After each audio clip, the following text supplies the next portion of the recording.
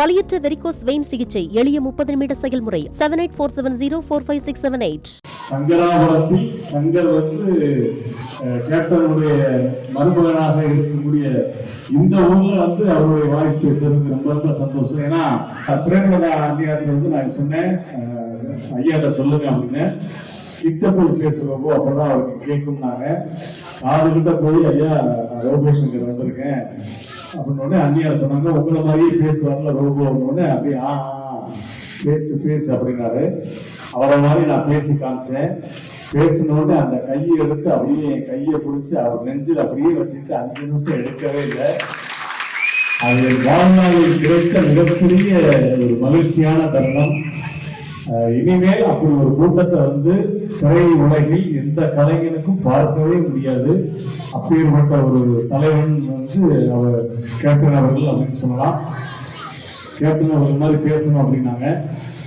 பொதுவாக நான் நிறைய மேடைகள்ல சொல்லியிருக்கேன், என்னுடைய ஜூனியர்லையும் சொல்லியிருக்கேன், பலமுறை கலைஞர்கள் எல்லாத்தையுமே கேப்டன் மாதிரி பேசுறீங்கன்னா இயலாமையை வைத்து ஆதாயம் தயவு செய்து தேடாதீங்க.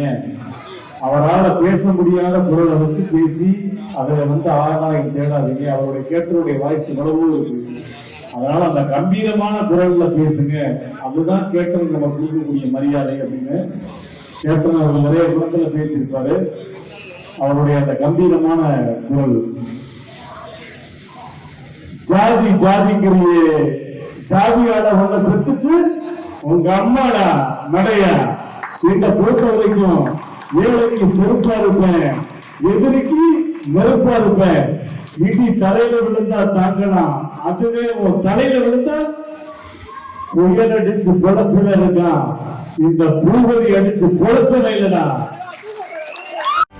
செய்திகளை உடனுக்குடனும் துல்லியமாகவும் தெரிந்து கொள்ள சப்ஸ்கிரைப் பண்ணுங்க.